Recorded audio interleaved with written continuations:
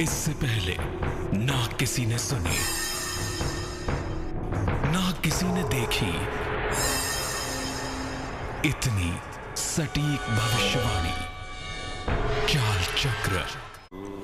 नमस्कार, बहुत स्वागत है आपका। आप देख रहे हैं चाल चक्र और मैं हूं आपके साथ शैलेंद्र पांडे। माघ का महीना अपने आप में बड़ा पवित्र महीना है, माधव का महीना है और भगवान कृष्ण की कृपा से इस महीने में ढेर सारे वरदानों की प्राप्ति होती है। लेकिन आपको ये जान करके आश्चर्य होगा कि माघ का महीना देवी का महीना भी है और इस महीने भी नवरात्रि आती है। जी हाँ, माघ के महीने में भी नवरात्रि आती है और ये नवरात्रि होती है गुप्त नवरात्रि, बहुत पवित्र नवरात्रि। क्या है माघ महीने के गुप्त नवरात्रि का मामला, आज इस विषय पर बात करेंगे। चाल चक्र में क्या खास है, चलिए बताते हैं आपको। चाल चक्र में आज बात करेंगे माघ के महीने की गुप्त नवरात्रि के महत्व के बारे में। बात करेंगे कि गुप्त नवरात्रि में मां दुर्गा की, देवी की उपासना कैसे करें और गुप्त नवरात्रि में कौन सा महाप्रयोग नियमित रूप से करें ताकि माता की, भगवती की, देवी की कृपा आसानी से मिल सके। तो माघ का महीना बहुत ही पवित्र है और इस महीने में देवी की कृपा पाने के लिए, तंत्र साधना करने के लिए, सिद्धि करने के लिए गुप्त नवरात्रि का महान अवसर आता है और आज इसी अवसर पर हम बात करेंगे। चलिए कार्यक्रम को आगे बढ़ाते हैं और सबसे पहले जान लेते हैं आज का पंचांग। आज तिथि है माघ शुक्ल पक्ष की प्रतिपदा तिथि। नक्षत्र होगा धनिष्ठा दोपहर के 2:23 तक। इसके बाद शतभिषा नक्षत्र। चंद्रमा कुंभ राशि में संचरण कर रहे हैं। राहु काल का समय सवेरे के 10:30 से दोपहर के 12 बजे तक। पश्चिम दिशा की तरफ आज यात्रा करने की मनाही है, लेकिन अगर यात्रा करना जरूरी है, मजबूरी है, तो जरा सी दही खाकर और भगवान का स्मरण करके यात्रा करेंगे तो मुश्किल से बचे रहेंगे। इसके पहले कि हम गुप्त नवरात्रि पर चर्चा की शुरुआत करें, आपको बताते हैं वो टेलीफोन नंबर जिस पर फोन करके आप कार्यक्रम में हमारे साथ जुड़ सकते हैं। हमारा नंबर है 0120480733 0120480733। सबसे पहले जानते हैं कि आखिर गुप्त नवरात्रि है क्यों, इसे गुप्त कहते क्यों हैं और ये कब आती है। देखिए, सामान्यतः हम लोग वर्ष में पड़ने वाले केवल 2 नवरात्रों पर ही चर्चा करते हैं, 2 के बारे में जानते हैं। एक होता है चैत्र या वासंतिक नवरात्र जो पड़ता है तकरीबन अप्रैल के समय में, और एक होता है आश्विन या शारदीय नवरात्र जो पड़ता है तकरीबन अक्टूबर के समय में, जिसके साथ दशहरा जुड़ा हुआ होता है। लेकिन इसके अतिरिक्त 2 नवरात्रि और भी हैं जिसमें विशेष कामनाओं की सिद्धि की जाती है। यानी 2 नवरात्र नहीं है, साल के 4 नवरात्र हो गए। 2 तो मुख्य हो गए जिसके बारे में हम जानते हैं, और 2 नवरात्र और होते हैं। चूंकि कम लोगों को इसका ज्ञान होता है या ये छिपा हुआ है, प्रकट नहीं है, या इसमें गोपनीय साधनाएं की जाती हैं, इसलिए इसको गुप्त नवरात्र कहते हैं। वर्ष में 2 बार गुप्त नवरात्र आती है। एक माघ शुक्ल पक्ष में, यानी तकरीबन वही जनवरी फरवरी के समय में, और दूसरी आती है आषाढ़ शुक्ल पक्ष में, तकरीबन जुलाई के आसपास। अगर आप देखें तो इस प्रकार से कुल मिला के साल में 4 नवरात्र हो गए। ठीक है ना, माघ का, चैत्र का, आषाढ़ का और आश्विन का 4 नवरात्रि साल में होती है।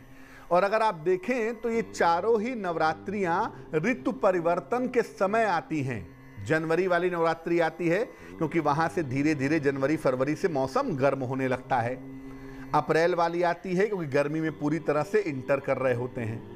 जुलाई वाली आती है क्योंकि वहाँ से धीरे धीरे वर्षा में इंटर करते हैं, और अक्टूबर वाली आती है क्योंकि वहाँ से ठंडक में इंटर करते हैं। महाकाल संहिता और तमाम शाक्त ग्रंथों में इन चारों नवरात्रों का महत्व बताया गया है और इन नवरात्रों में विशेष तरह की इच्छा की पूर्ति की जा सकती है और विशेष तरह की सिद्धियों की कामना की जा सकती है और इसके लिए अनुष्ठान भी किया जाता है। मुख्य रूप से 3 तरह के तंत्र, वैसे तो 5 तंत्र हैं दुनिया में, लेकिन मुख्य रूप से 3 तरह की तंत्र साधनाएं दुनिया में पाई जाती हैं। एक है शैव तंत्र, शिव के मानने वाले। एक है वैष्णव तंत्र, नारायण या कृष्ण के मानने वाले करते हैं। और एक है शाक्त तंत्र, जो देवी का तंत्र है। सबसे पुराना जो तंत्र है, यानी सबसे पहले जो तंत्र साधना शुरू हुई, वो शाक्त तंत्र से शुरू हुई। तो जो शाक्त तंत्र के उपासक हैं, शाक्त तंत्र जानते हैं, वो इस गुप्त नवरात्रि में तंत्र साधना भी करते हैं और सिद्धियों की प्राप्ति की प्रार्थना भी करते हैं। इस बार माघ महीने की गुप्त नवरात्रि 12 फरवरी से 21 फरवरी तक है और बिल्कुल आप उसी तरह से गोपनीयता से इसमें साधना कर सकते हैं जैसे आप सामान्य नवरात्रि में साधना करते हैं। अब आपके मन में यह प्रश्न आ सकता है कि भाई सामान्य नवरात्रि ही 2 ठो बहुत है, आप 4 बता रहे हैं और दोनों में अंतर क्या है? कैसे इस नवरात्रि को हम विशेष मान लें? आखिर क्या खास बात है इसकी? देखिए, सामान्य नवरात्रि में आम तौर पर सात्विक और तांत्रिक दोनों पूजा की जाती है। हालांकि पूजा के बड़े सारे प्रकार हैं, लेकिन एक पूजा होती है जो साधारण होती है, जो हम अपने घरों में करते हैं, और एक होती है तंत्र साधना। तो सामान्य नवरात्रि में तंत्र साधना भी होती है और सामान्य पूजा भी होती है। गुप्त नवरात्रि में ज्यादातर तंत्र साधना की जाती है। तंत्र का मतलब खोपड़ी हड्डी नहीं। ये मत सोचिए कि शमशान में जाके खोपड़ी रख के और हड्डी लेके नृत्य कर रहे हैं, वो तंत्र साधना है। जाड्यात तारियेत यस्तु सह तंत्र, जो मन और आत्मा की जड़ता से मुक्त कराए, वो तंत्र है। गुप्त नवरात्रि में आम तौर पर ज्यादा प्रचार प्रसार नहीं किया जाता, अपनी साधना को गोपनीय रखा जाता है। वैसे तो देखिए, साधना, भजन और भोजन जितना गोपनीय रहे उतना ही अच्छा है। आजकल मैंने देखा है कि लोग अपनी आंख बंद करके ध्यान करती हुई फोटो डाल देते हैं सोशल मीडिया पे। अगर आपको यही ध्यान है कि आपकी फोटो खिंच रही है, तो फिर साधना का फायदा क्या है? साधना जितनी गोपनीय रहे, जितनी छुपी हुई रहे, उतना ही ज्यादा बेहतर होगा। गुप्त नवरात्रि में पूजा और मनोकामना जितनी ज्यादा गोपनीय होगी, सफलता उतनी ही ज्यादा प्रभावी होगी। अब माता की पूजा गुप्त नवरात्रि में करेंगे कैसे? एक आम आदमी, हम और आप, अपने घर पे गुप्त नवरात्रि में देवी की पूजा करना चाहते हैं। कैसे करेंगे? क्या तरीका होगा?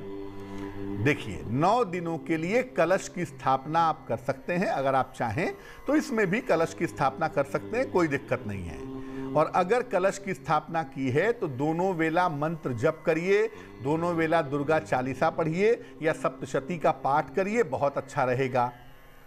दोनों ही समय अगर कलश की स्थापना की है तो दोनों ही समय आरती भी करनी चाहिए और माता को दोनों वेला भोग लगाएं और उसके बाद उसे प्रसाद के रूप में ग्रहण करें। सबसे बढ़िया और सबसे उत्तम जो भोग है वो है लौंग और बताशा।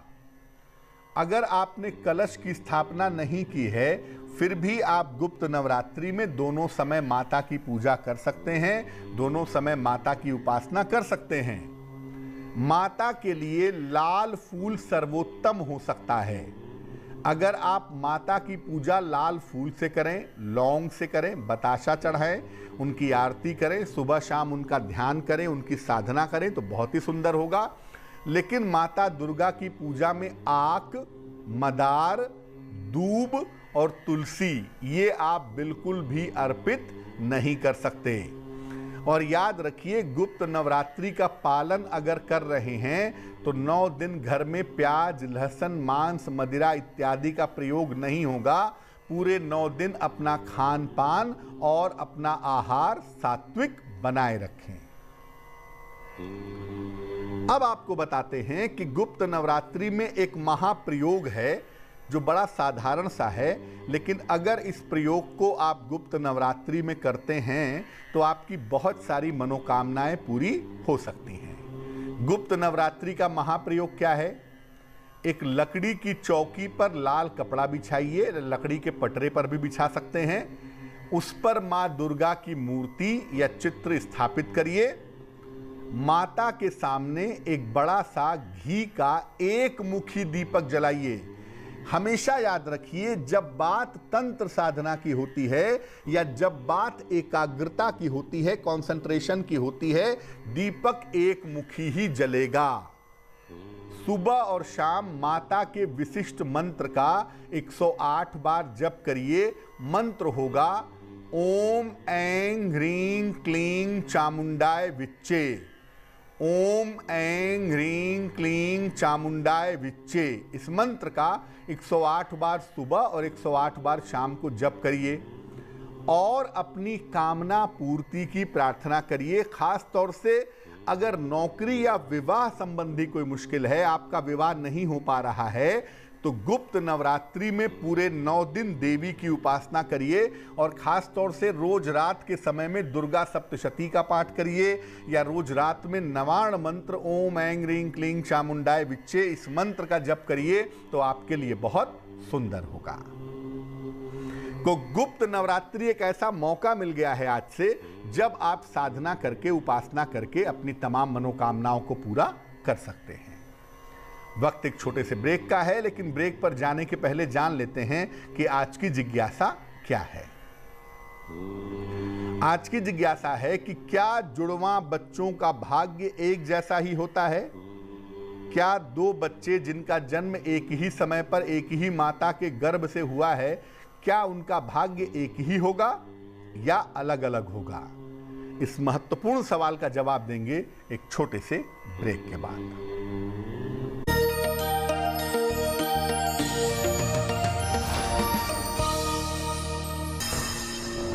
इससे पहले ना किसी ने सुनी, ना किसी ने देखी इतनी सटीक भविष्यवाणी।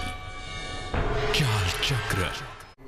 स्वागत है आपका ब्रेक के बाद। ब्रेक पर जाने के पहले हम आपको गुप्त नवरात्रि की महिमा के बारे में बता रहे थे। इस समय एक दर्शक हमारे साथ जुड़ रही हैं, कोलकाता से जया हैं, उनसे बात करते हैं। जया बताइए। दोया बताइए। हेलो, प्रणाम पंडित जी। जी नमस्कार। मेरा हस्बैंड का बारे पूछना है। जन्म तारीख बताइए उनकी। सितंबर 8 सितंबर 1998। 1998। समय बताइए। 7:02 शाम का। कहाँ पे जन्म हुआ है? चितरंजन। पूछिए क्या प्रश्न है। हाँ, मेरा हस्बैंड का बॉडी बिल्डिंग का सिलेक्शन होने वाला है इंडिया का मार्च 7 को, और ये मंथ का 28 में भी वो है बॉडी बिल्डिंग का। वही उसमें क्या होगा करके पूछने के लिए, सिलेक्शन होगा कि सेलेक्ट हो जाएंगे क्या करके। आपके पतिदेव की कुंडली बनती है मीन लग्न की और राशि भी इनकी मीन है। लग्न में ही बृहस्पति चंद्रमा विद्यमान हैं। शारीरिक सौष्ठव का जो ग्रह है, कंपटीशन का जो प्लेनेट है, सूर्य व स्वगृही है अपने घर में और कुंडली में शरीर के ग्रह के साथ यानी मरकरी के साथ बैठा हुआ है। सूर्य भी लग्न का कारक माना जाता है। तो ऐसा लग रहा है कि आपके पति के लिए उत्तम समय है, उनको सफलता की संभावनाएं बन रही हैं। लेकिन बृहस्पति इस समय गोचर में नीच राशि का है, तो ये ध्यान रखना होगा कि परीक्षा के समय में, कंपटीशन के समय में सेहत न बिगड़ जाए। थोड़ा सा ध्यान ज़रूर रखें, कम से कम 6 अप्रैल तक, और अगर इस ध्यान रख करके काम करेंगे तो सफलता मिलेगी इनको। क्या करना चाहिए? एक तो इनसे बोलिए कि नित्य प्रातः ये सूर्य भगवान को जल चढ़ाएं, बहुत ज़रूरी है इनके लिए। और दूसरा, सुबह शाम दोनों समय अगर ये नमः शिवाय का जप करें तो इनके लिए बहुत अच्छा होगा। अभी कोई रत्न पहनने की ऐसी आवश्यकता नहीं है, लेकिन अगर कोई रत्न पहना है तो रत्न इस समय निकलवा दीजिएगा। इस समय केवल सूर्य की उपासना पर और नमः शिवाय के जप पे फोकस करें और ये ध्यान रखेंगे कि कंपटीशन के समय में कहीं तबीयत न बिगड़ जाए, वरना मौका हाथ से चूक सकता है। वक्त एक और छोटे से ब्रेक का हो गया है और ब्रेक के बाद आपकी राशियों का हाल, आपके सवाल और बात करेंगे आपकी जिज्ञासा की।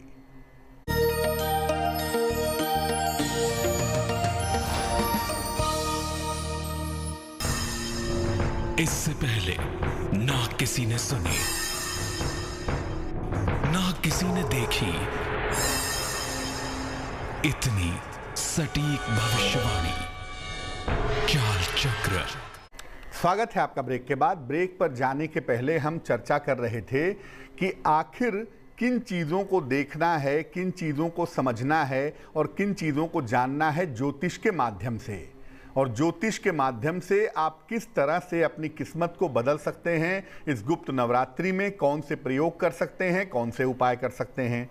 आपके प्रश्नों का उत्तर भी दे रहे थे। अब हम बात करेंगे आपकी राशियों की कि आज का दिन कैसा जाने की संभावना बनती है, लेकिन उसके पहले स्वस्थ रहने के सरल उपाय निरोगी भव में।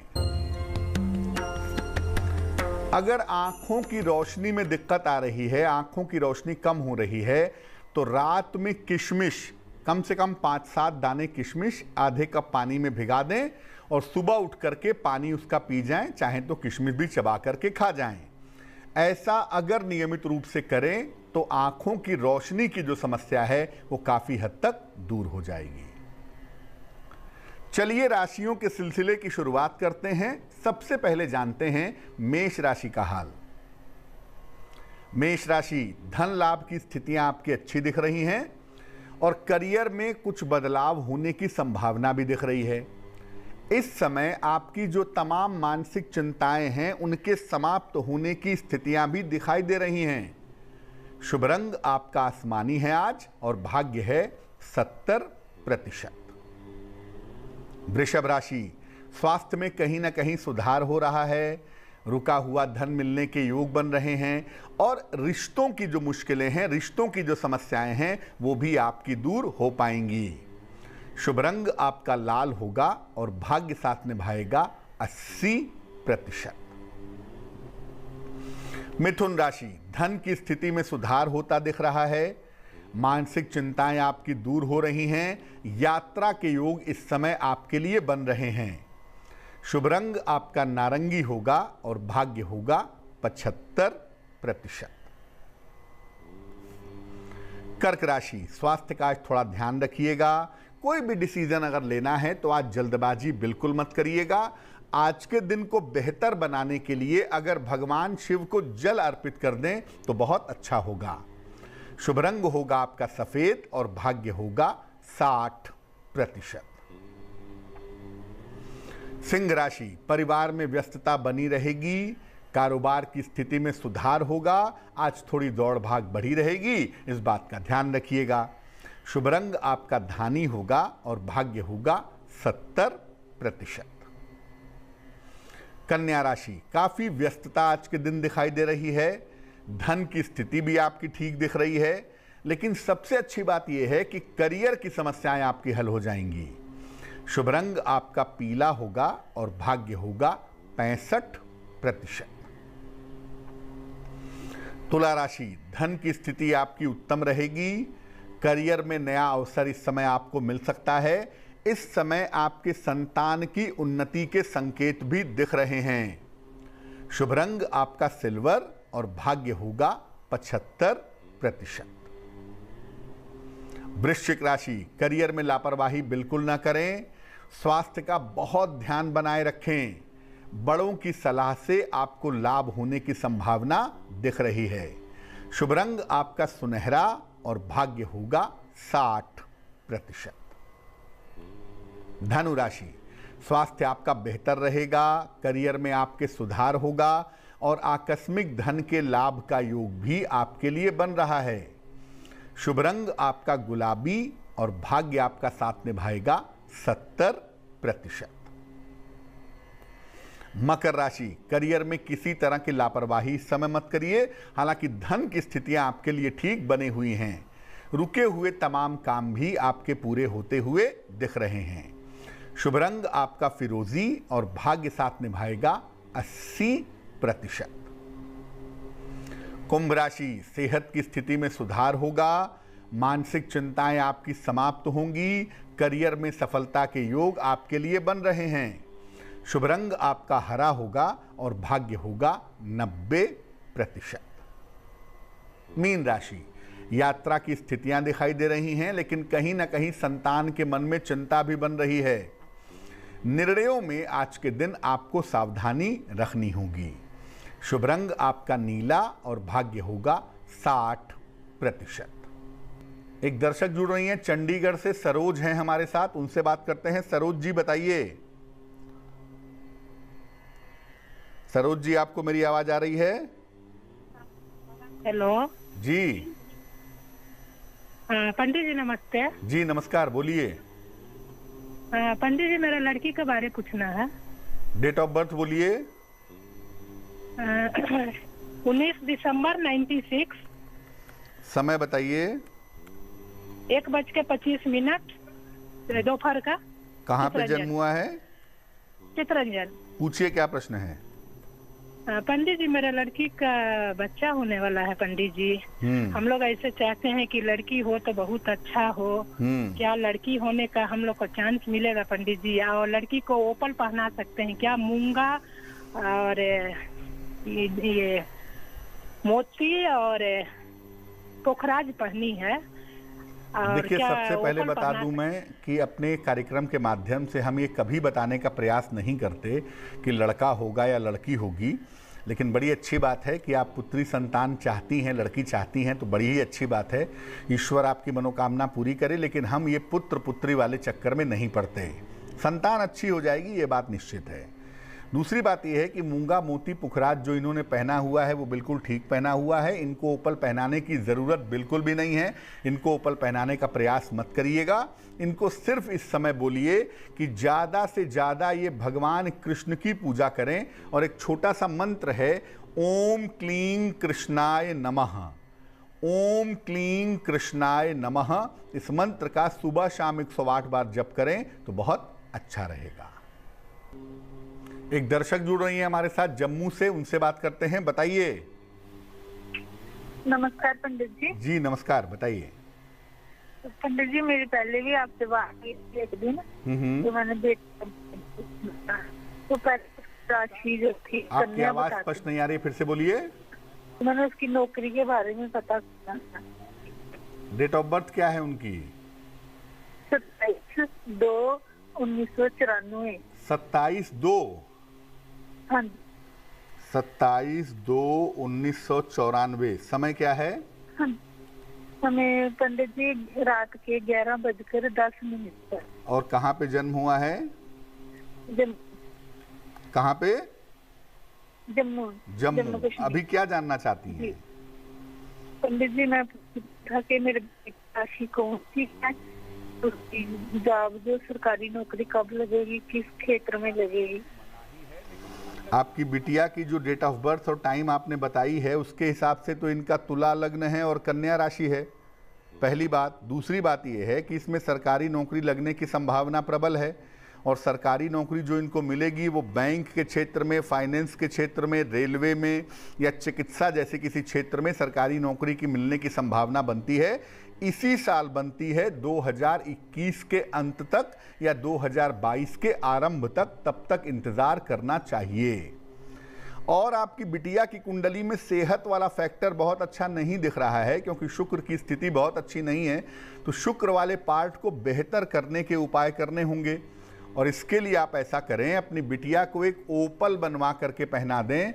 10-12 रत्ती का ओपल चांदी की अंगूठी में, दाहिने हाथ की तर्जनी उंगली में, शुक्रवार की शाम को इनको एक ओपल पहनाएं और इनको बोलें कि नित्य प्रातः ये सूर्य भगवान को जल चढ़ाएं, तो इनके लिए बहुत सुंदर होगा। चलिए अब बात कर लेते हैं उनकी जिनका है आज जन्मदिन। जिन लोगों का जन्मदिन है उन्हें हम सबकी तरफ से जन्मदिन की हार्दिक शुभकामनाएं। आने वाले वर्ष में करियर की तमाम समस्याएं आपकी हल होंगी। धन और कर्ज की समस्याओं से आपको छुटकारा मिलेगा। लेकिन इस साल स्वास्थ्य में थोड़ा उतार चढ़ाव रह सकता है। साथ ही साथ इस साल अगर आप शादी करने जा रहे हैं, शादी का डिसीजन लेने जा रहे हैं, तो निर्णय में थोड़ी सावधानी रखिएगा। क्या करना चाहिए? पूरे साल भर शिव मंत्र का अगर आप जप करें तो आपके लिए बहुत अच्छा रहेगा। चलिए अब जान लेते हैं आज की जिज्ञासा और उसका समाधान। आज की जिज्ञासा है कि क्या जुड़वां बच्चों का भाग्य एक तरीके का ही होता है या अलग अलग होता है? देखिए, जुड़वा बच्चों की लग्न पत्रिका, लग्न कुंडली एक हो सकती है, लेकिन उनकी वर्ग कुंडलियों में अक्सर अंतर होता है। इसीलिए उनकी वर्ग कुंडलियों से उनके भाग्य में अंतर देखा जा सकता है। हालांकि जुड़वा बच्चों पर हम कभी चर्चा करेंगे और बताएंगे कि दो तरह के जुड़वा बच्चे होते हैं और दोनों के भाग्य में, दोनों तरीकों के भाग्य में अंतर होता है। लेकिन जुड़वा बच्चों की किस्मत को समझने के लिए उनके हाथ की रेखाओं को भी जरूर देखना चाहिए और लग्न कुंडली के अलावा वर्ग कुंडली का भी अध्ययन करना चाहिए। चलिए अब जान लेते हैं आज का महत्वपूर्ण समय क्या है शुभ पहर में। आज का शुभ पहर है रात के 9 बजे से 10:30 तक। इस समय में मां दुर्गा की कपूर से आरती करें। आपके कार्यों में जो बाधाएं चली आ रही हैं वो बाधाएं निश्चित रूप से समाप्त होंगी, लेकिन करेंगे शुभ पहर में ही, और वो समय होगा रात के 9 बजे से 10:30 के बीच में। तो आज के लिए चाल चक्र में बस इतना ही। स्वस्थ रहिए, प्रसन्न रहिए, अपना बहुत ख्याल रखिए। मुझे दीजिए इजाजत और आगे जरूर देखिए रिश्तों की कहानी संजय सिन्हा के साथ। नमस्कार।